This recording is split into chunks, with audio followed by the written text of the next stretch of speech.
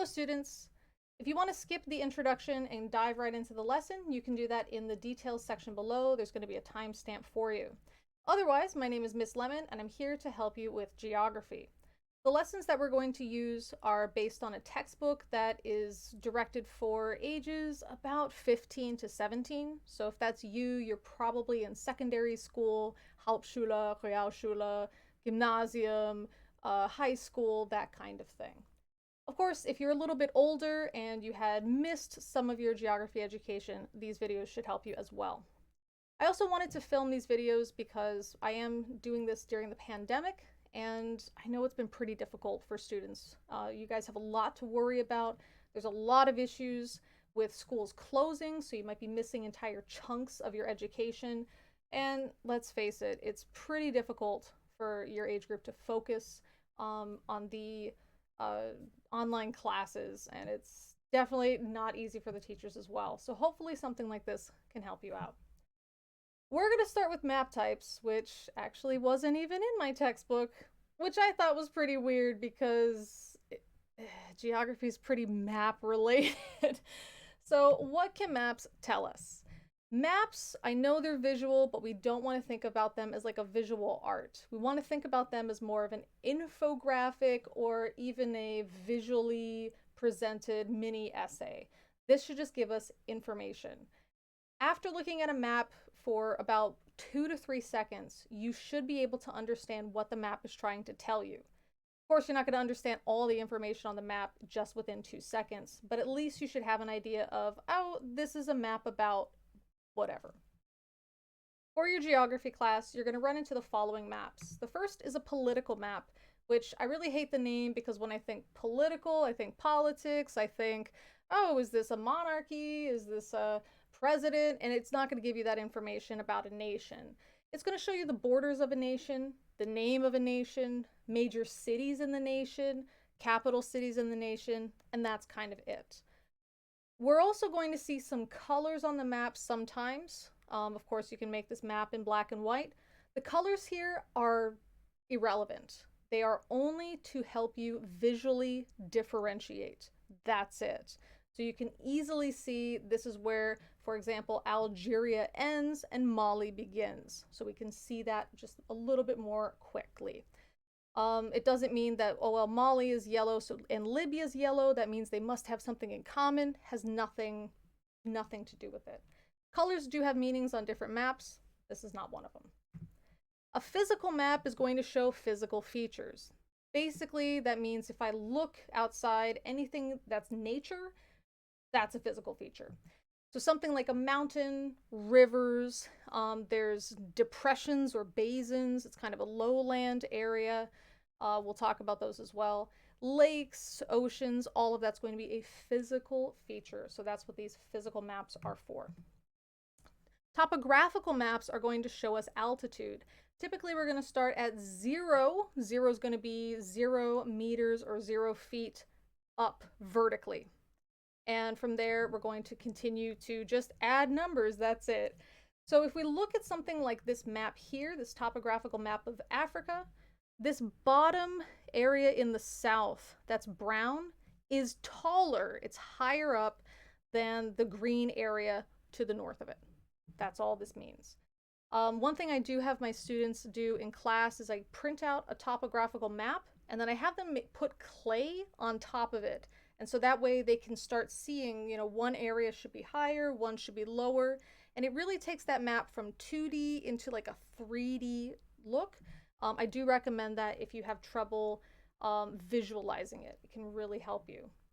Technically, a topographical map should have these weird lines. They're called contoured lines. The contour lines are very special, and we had to use them when I was in the Marines. We had to use them when I was studying in college for my degree.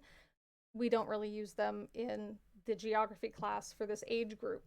However, if you are interested, basically the distance between the lines is listed elsewhere on the map. And so this way you can figure out not only how tall is this middle part, which would be the top, but you can also see, you know, the distance, like, is this area very steeply sloped? Is it not so steeply sloped? It's really helpful if you do any kind of mountain climbing or you have to go up a mountain to do some type of work. So it's really helpful for that. The climate map is going to show us different stuff related to climate. The difference between weather and climate is weather is just stuff happening day to day. Climate is going to be the average weather over the course of 30 years. So this could be the average temperature in the summer for the past 30 years. This is why when we talk about climate change and people are worried that we're going to go up 2 degrees Celsius, and some people say 2 degrees, it doesn't sound like that big of a deal. It's because we're talking climate. So that means for the 30 years prior to that, all of the temperatures are going to have to go up pretty dramatically, especially to offset like the winter temperature as well.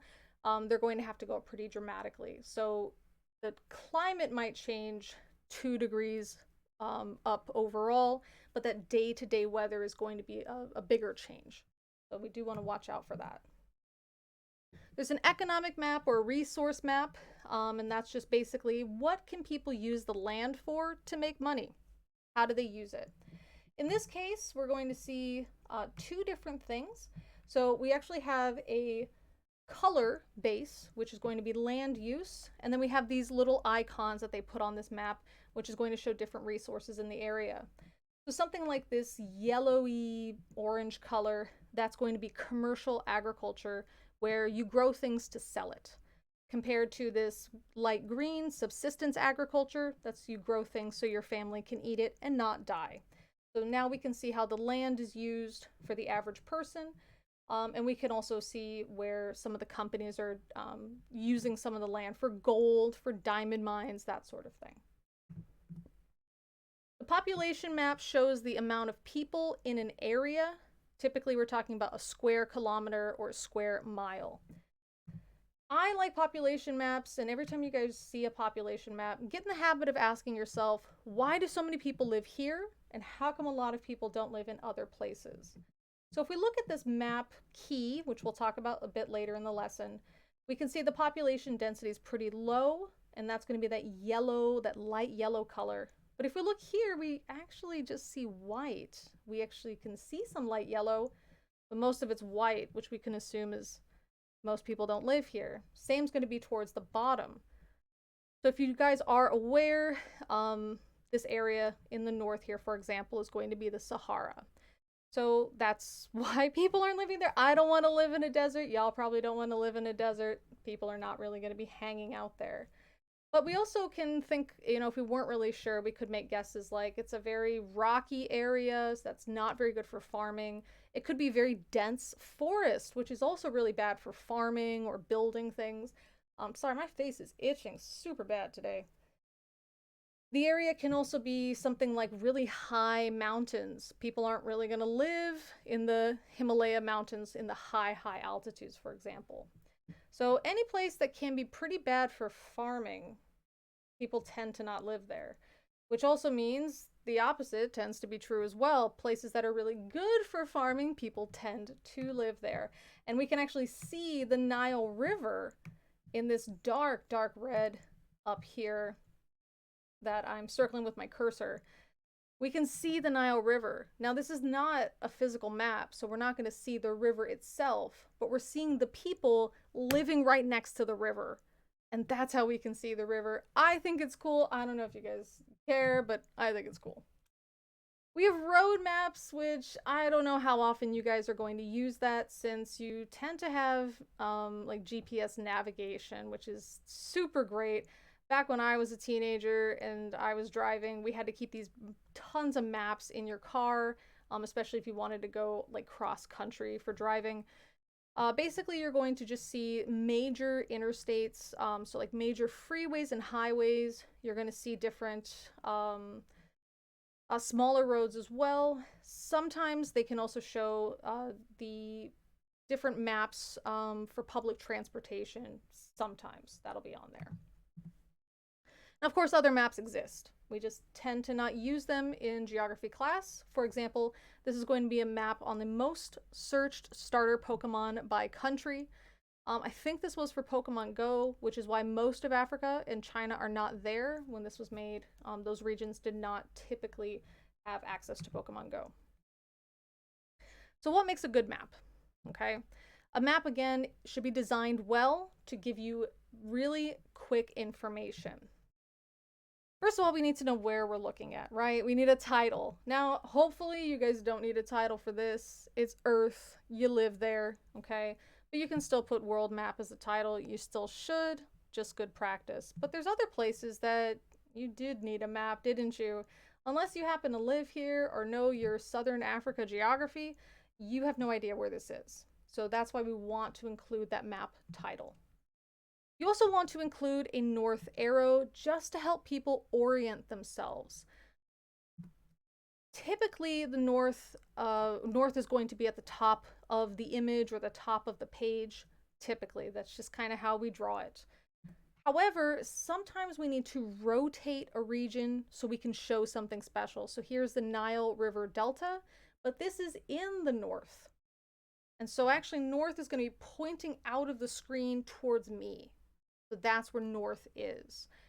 So if I put a north arrow on here, I would have to point it towards, I guess, towards the bottom right corner of the map, because the rest of it that I'm looking at is actually towards the south. This will help us just kind of give us the understand how the map is oriented.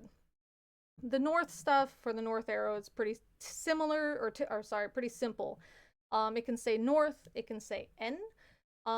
We just want to show the direction, right? So it can be a point. This is the very most commonly seen north arrow, but sometimes we can see here there is a little bit of a difference. It's up to you. If you are a creative type of person, this is the only place you can get creative with your map, is with the north arrow. And you can get pretty creative. Cartographers are people that make maps, and some of them, you know, like to flex their art skills. We're here for it. We love to see it. This is my personal favorite. Very nautical. I like it. We also want a scale. This isn't important for every map, but if we're showing something like distance, especially for driving or maps that are used for driving, we really want to have a scale. Typically, what I can do is take some kind of measurement like a ruler, and for every inch or for every centimeter, I should have a mile or 100 miles or 1,000 kilometers, something along those lines. The scale will tell you. So in this case, for this distance or this width, that's going to be 100 kilometers or 200 miles, okay? So how is this going to really look? This is going to be a map here of Japan, and there's actually a zoomed in version to get us closer to Tokyo, and there's a different scale there as well. So this is going to help me if I want to plan like a road trip in Japan. That's what I'm going to use this map for, and that's what I'm going to use the scale for. I guess if you want to plan a boat trip as well, you could do that. It looks like there's a separate map showing some of the other smaller islands as well. That's what we're going to use it for. Again, not every map needs this, but that's what that means. If you see this like white, black sort of line with some numbers on it, it's the scale. And again, you can use a ruler if you have the map physically there. I don't know why this cartographer chose 557 instead of 500. That's just what they did. The key or legend, same thing, different name. That's what it is. It just lets us know, what do the colors mean, if anything? What do the lines mean, or any symbols that we're using? What are they for? So again, we're trying to tell information. Now this map should have a title. It is missing a title, but this is Australia. And we're going to see here, this is the key or the legend. Okay, it doesn't have a box around it. It doesn't have to. The box is nice, but it doesn't have to have that there. We can see that the dark purple is nature conservation compared to the dark green, which is production forestry, blah, blah, blah. The key is also going to have a title as well. This is going to help us really understand what that means. So imagine this, for example, if this did not have a map or a key title, if it didn't say oil blocks. So all we saw is leased, not yet leased, protected areas -IUCN 1 to 3, oil and gas pipelines. I mean, I wouldn't even know what I'm looking at. I might guess that it might have something to do with fossil fuel because it has oil and gas pipelines. But what is the least and not yet least? What does that mean? So now we know it has to do with oil blocks. Cool. Lets us know that. If there's not really a purpose for the key, for example, political maps like this one, again, it's giving us that really basic information. We're not going to necessarily have anything new that we're not expecting. So we can just title the legend. We can just title it key. You can see here we got a little north arrow, and actually at the bottom it says map not to scale. Because again, we don't care. We're just trying to show the different states and the different capitals. So we don't really care if the map is to scale or not. The colors are very important as well. You can color whatever you like. However, there are very, very strong recommendations for how you color, which, number one, water is blue, water is blue, water is blue. Again, if I look at a map, I should be able to quickly understand what this map is about. But if I'm looking at the map of Eastern Europe, but it's blue, immediately I'm going to think this is a big sea and all of the gray stuff is going to be Western or Eastern Europe. And then I'm going to have to look at the map a little bit longer to realize that blue is actually land. It's better to use any other color. Any other color. Any other color. Please don't use blue, you guys. You'll find maps like that on Google when you're looking up maps. Just color your own. Don't. They're very bad looking. The second thing that we want to remember is different patterns are better than different colors. Of course, to an extent, we don't want crazy busy patterns. I think this map of the United States would have been better if they put like a black border. I think that would have looked better that way. The reason we want different patterns is sometimes the map is going to be printed in black and white. And for those of you that have received like a test, for example, and your school's printer just sucks and your teacher used a bunch of different colors and you can't figure out, well, is this supposed to represent blue or is this other one that looks exactly the same supposed to represent blue? We've all been there. This is why we want to use patterns. This way we can immediately see it looks like this map is going to show us different large land masses. We can see them very easily here. The other reason we want to focus on different types of patterns instead of colors is because there are some people that are color blind. There's probably a few people at your school that are color blind. Maybe you're color blind. And so we do want to be aware that sometimes when we use certain colors, it's not going to make sense to somebody that has certain types of color blindness. So I'm going to put a link to the video here. It's a really good video that shows how some of these colors can look pretty similar, and then you can avoid doing that. So you don't want to put, for example, a lot of purples and blues together, but something like a dark blue and a light blue, and then go to a red or a green or something like that is probably a better idea. Or again, black and white with patterns. You don't want to get too creative. This person got too creative. Now I found this map on the Google, right? Yeah, definitely an old person here. I found it on the Google image search, okay? I did not click on the article that this is from, and I can't figure out what this map is trying to say. I've got some guesses, but I can't really figure it out. That's bad. I shouldn't have to go to the article to understand what the map is saying. A map should have all the information to read the map ready to go. It should be all part of the same image, and it's not. But if we look at this, I mean, we see the idea, right? They're trying to use different flags of different nations. Cool. But what about if we get way over here? Some of these states are pretty small, and it can be pretty difficult to see what flag that's supposed to represent. And we can see here next to Virginia and West Virginia, which is VA and WV, the flags actually almost look like they're rotated, right? It's really hard to see what flag that is. And of course, if you're not really aware of, you know, which flag has a cedar tree on it, then that's not going to help you. So they wrote the names of the nations down. Now we can see this is supposed to be Luxembourg, this one's Lebanon, Argentina, Well, then why didn't we just leave off the patterns, right? Why didn't we just write down the name in the state? Dunno. Did not need to go that styling, okay? And again, I know it looks creative, it looks kind of fun, in hypothetically, right? But when it's finished, it looks awful, first of all. And second of all, it just takes longer to make, right? We don't, why waste your time? You got other stuff to do. You don't need to waste your time doing this kind of thing.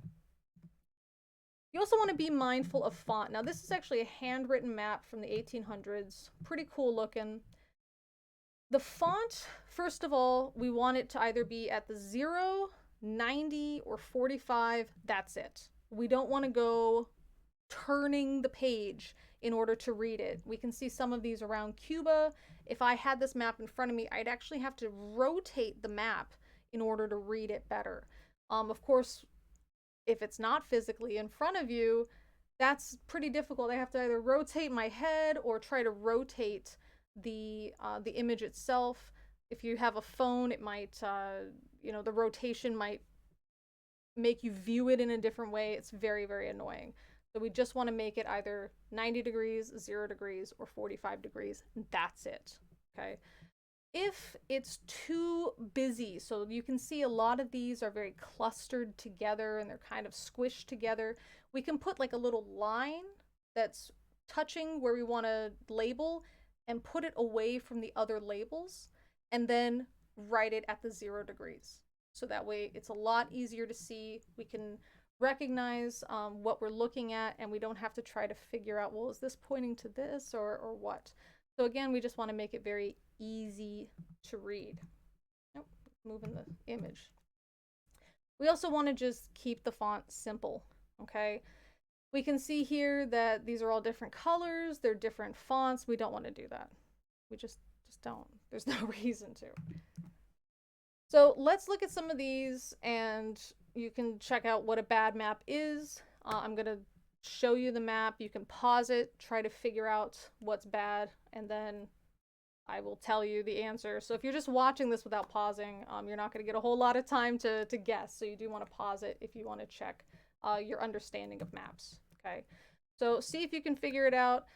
You're welcome. I made this meme for you. Girl, look how orange you look, girl. Just a map of South Asia. All right. So what is wrong with this map? Pause it. Figure it out. This map is so weird to me. So we don't need this part on the left at all, right? We don't even need that. I don't need to know where South America is on the globe. Okay, that's just so extra. South America, the Amazon, I mean, this is a very well-known area. If I was talking about a place that isn't as internationally well known like Belize, sure. If I'm talking about a really small island, great. I would love to see where that is on the map. But for something like the Amazon and South America, really didn't need to do that. The other thing that's weird is, remember, water is blue. Why is this green? Not only green, but it's the same green that's on this unlabeled key here.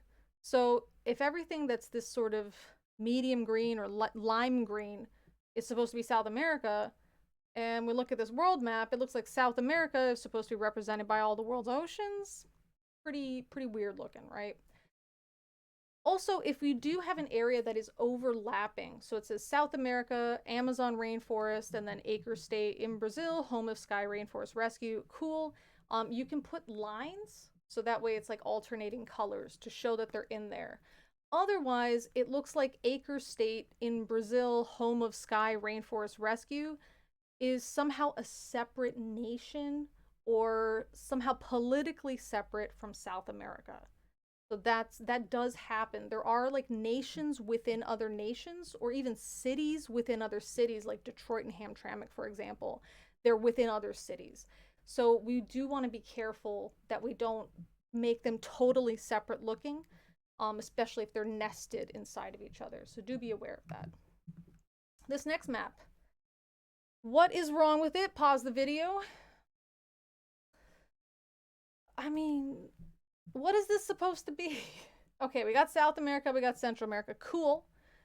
What do these different types of primates represent? Are they indigenous to the area? Are they endangered? Are they the most delicious primates in this area? Are they the loudest ones, the smallest ones, the biggest ones? We don't know. It doesn't say at all. So not a great map. Hopefully you can immediately see what's wrong with this, but go ahead and pause it.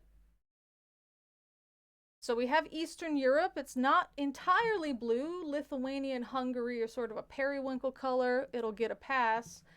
Why are the seas not blue? Why are they black? Why are the seas black? I mean, the Black Sea, I guess, you know, very literal, right? But why is the Baltic Sea black? Why is all this black? And then if you look within the nations, these rivers are blue. So then how come the rivers, what, they empty into blackness? I mean, okay, very metal, you know, but that's not what we want here, okay? Also, this is the other way to show a location on a map. You just have a really small version of the world, and then you highlight the area that you're looking at, which again, is that dark blue? Is that black? You know, for the water on the earth. Don't do this. This was interesting because, again, they made this more difficult than it really needed to be. So this is tracking the West Nile virus.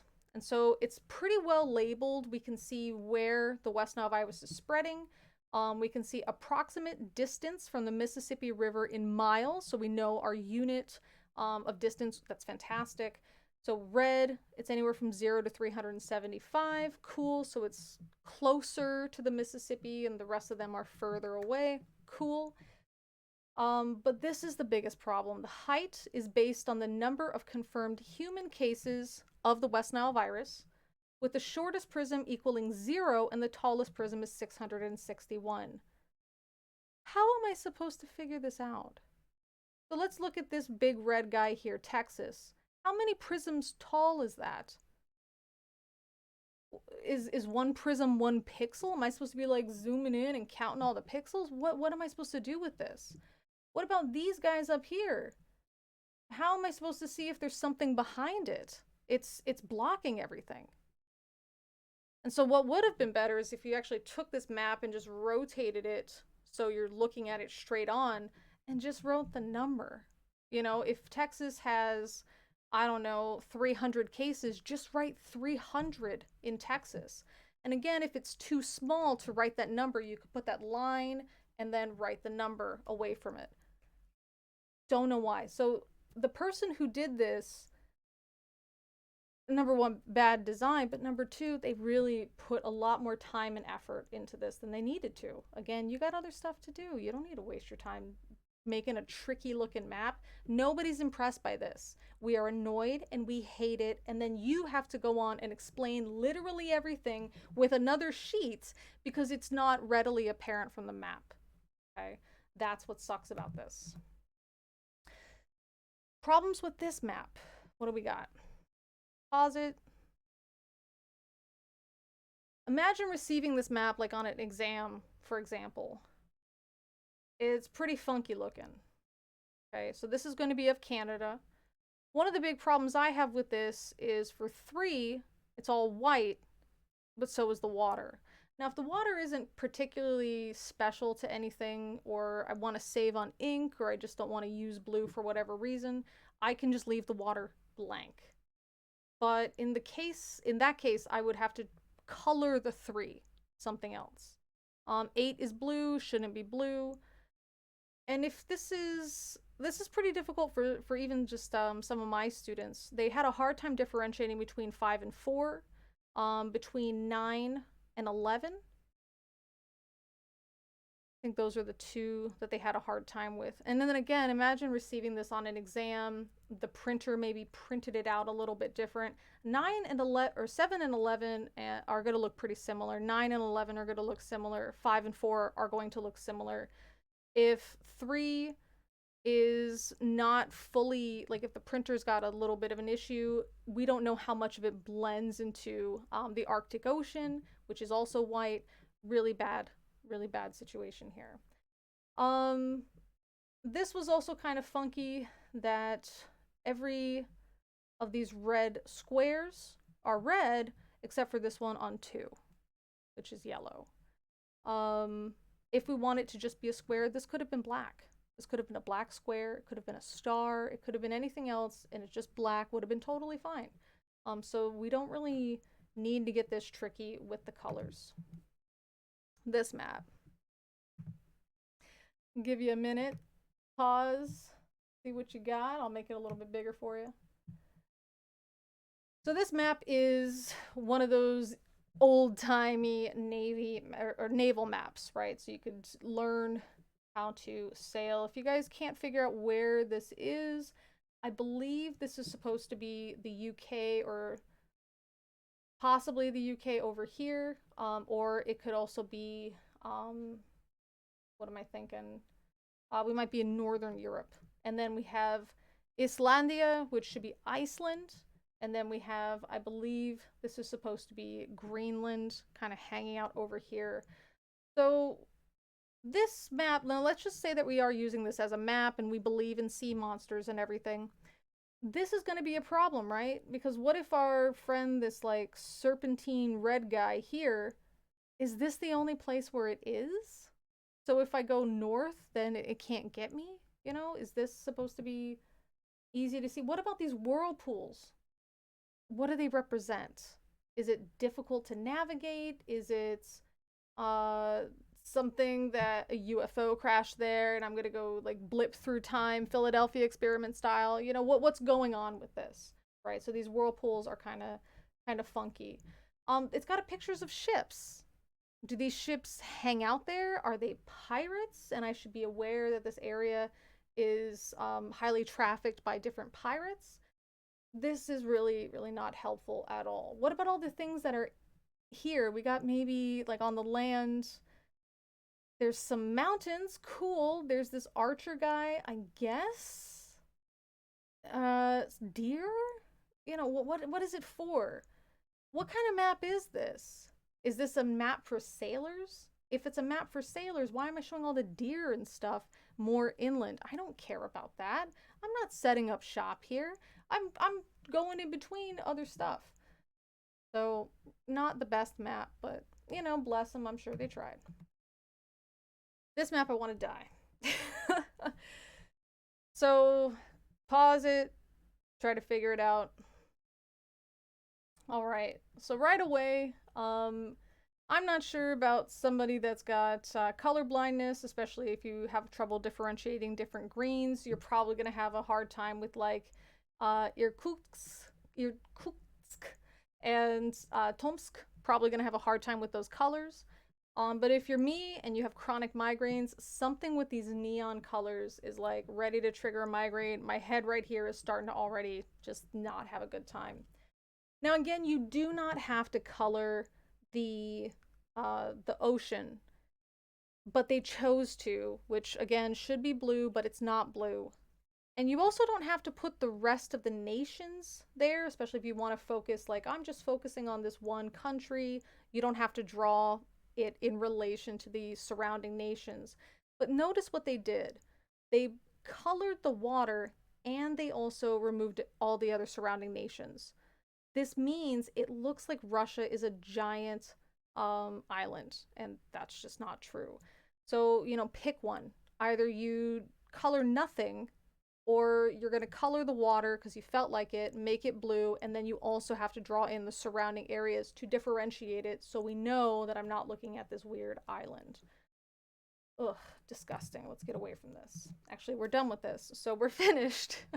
So that is that. Hopefully, this has been helpful for you guys. Hopefully a little bit fun.